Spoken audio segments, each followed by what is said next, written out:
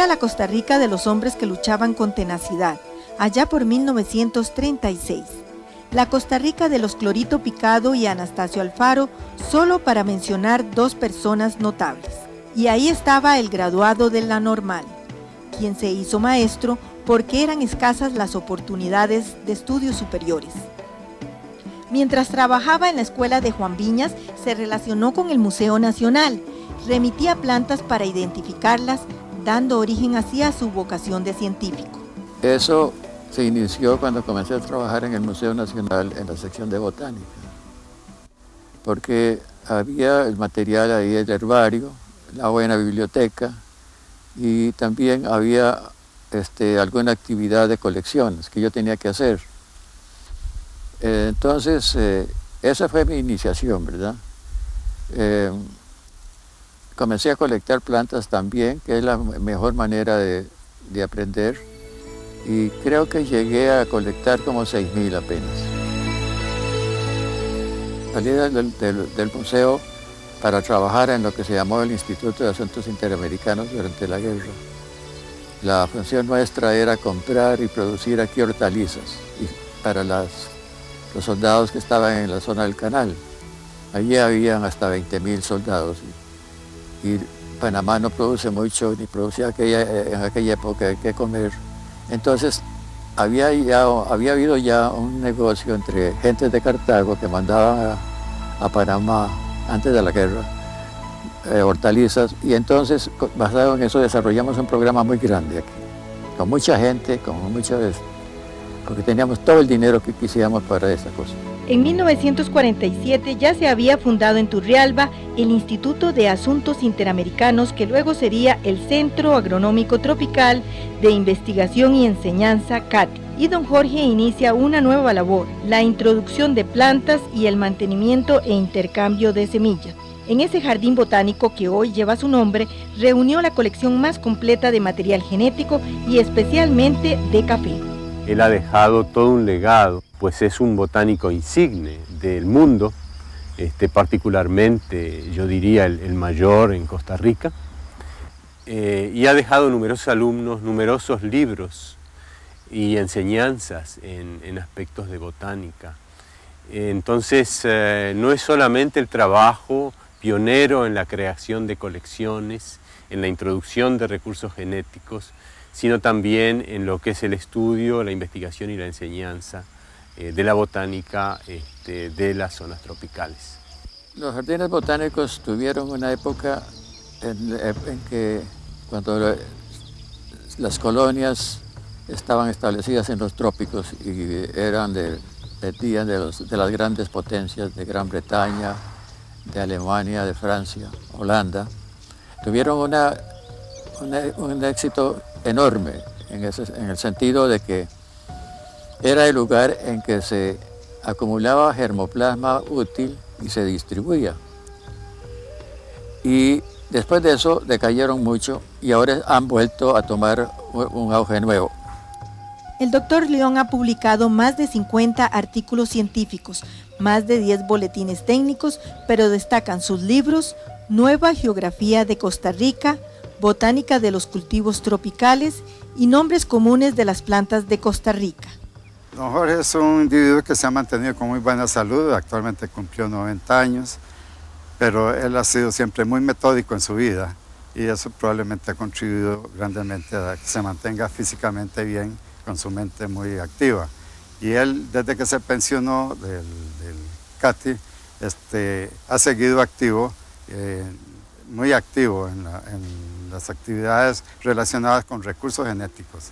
Y en este sentido contribuyó, o tuvo la idea original para fundar la Asociación Nacional de Recursos Fitogenéticos y ha seguido publicando activamente, utilizando todo el conocimiento que había acumulado a través de tantos años de experiencia en el campo.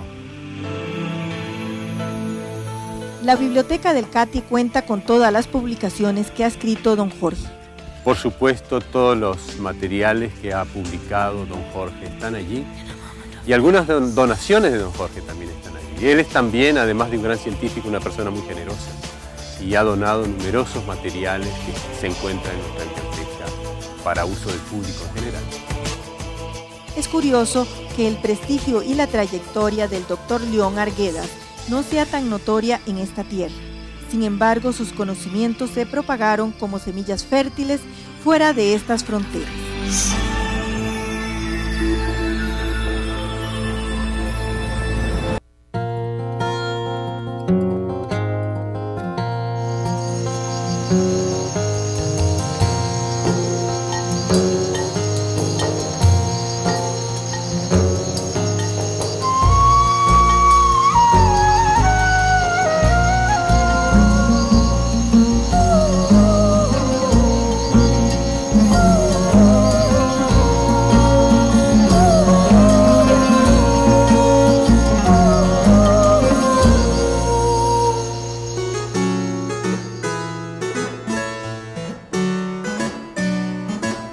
A sus 90 años, don Jorge puede saborear la satisfacción de su gran aporte al estudio de los recursos fitogenéticos y la etnobotánica. La etnobotánica como disciplina científica estudia e interpreta la historia de las plantas en las sociedades antiguas y actuales. De las diversas fases que cubre el Dr. León en sus actividades, yo diría, resaltaría dos. Una, los libros que publicó. La segunda aspecto, y quizás el más relevante de los campos en que él se desempeñó, es el de conservación y manejo de recursos genéticos. Por recursos genéticos entendemos todas las plantas que tienen, recursos genéticos de vegetales, ¿no? Todas las plantas que tienen potencial o actualmente interés económico. Y él se ha dedicado, sobre todo a través de su función en la FAO, a promocionar el concepto de que los recursos genéticos son un patrimonio universal y no restringido como se trata de hacer actualmente, en donde se les da propiedad a muchos que no debían de tenerlo. El Dr. León es uno de los defensores del recurso fitogenético y el libre acceso al germoplasma. Desde que inició su trabajo en Roma en 1968 para la FAO, Organización de las Naciones Unidas para la Agricultura y la Alimentación, promovió esos principios. Por ejemplo, digamos, gentes que trabajaban en frijoles, por ejemplo, o en cereales, o en pastos, estos se dirigían a Roma solicitando semillas. Y resultó que como Roma es como una especie de área neutral, podíamos hacer servicios muy curiosos. A veces, por ejemplo, nosotros recibíamos solicitudes de una gente que estaba trabajando, dijéramos, en pastos o en cereales, en África del Norte, territorios árabes, de materiales que se habían generado en Israel, por ejemplo. Ahora, nosotros los pedíamos a Israel y manteníamos siempre un flujo continuo de esto y se lo distribuíamos a los otros, cuando usted sabe que las relaciones son, para darle el caso extremo, pues. Al revés, a veces la gente de Israel nos pedía materiales de ciertas variedades, por ejemplo, que crecían en África del Norte, que les interesaban a ellos, nosotros se los pedíamos y se los mandábamos. Era un intercambio internacional sin reconocimiento de fronteras, ni de ideas religiosas, ni nada de esas cosas. Ya hemos hablado de su comienzo en Costa Rica, pero ahora veamos cómo llegó al viejo mundo. Eran los años de posguerra, pero nada detuvo a don Jorge en 1951, cuando inicia lo que sería su enlace con el mundo científico internacional. Después ya tuve la oportunidad de irme a estudiar afuera, ya la Escuela Graduada de Botánica en la Universidad de Washington en San Luis, que está asociada precisamente a uno de los jardines botánicos más importantes del mundo, que es el Missouri Botanical Garden. Actualmente el centro de más investigación está, por ejemplo, publicando la flora de Costa Rica, publicó la de Nicaragua hace poco, la de Perú también. Es el centro más activo en investigaciones de sistemática y otras cosas. Y entonces ahí me estudié y me gradué. Al concluir sus estudios regresa al ICA y se encarga de la organización y mantenimiento de colecciones, esencialmente de variedades de café. Entre 1962 y el 68 laboró en la zona andina de Perú del Ica, como director del Programa Regional de Investigaciones. Nuevamente debe alistar las maletas y ahí se dirige a la FAO, donde realiza un gran número de misiones y entre ellas el planteamiento de una red mundial de recursos genéticos y la creación del Centro Nacional de Recursos Genéticos en Brasil. En 1999, ese centro brasileño realizó un homenaje y reconocimiento en ocasión del 25 aniversario de su fundación.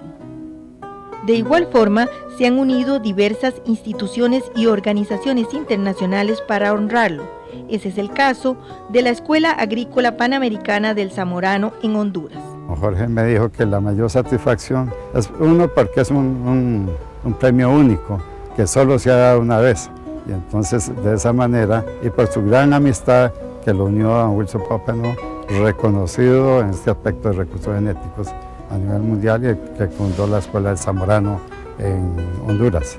En 1976 retorna a Costa Rica al CATIE y después de su retiro continúa muy activo investigando y publicando. Pero tampoco podemos dejar de lado su contribución al conocimiento de la geografía patria y por ello los geógrafos nacionales rindieron un homenaje en 1984. Todo esto no sería posible sin la colaboración de su esposa Maruja Sáenz, quien lo ha acompañado en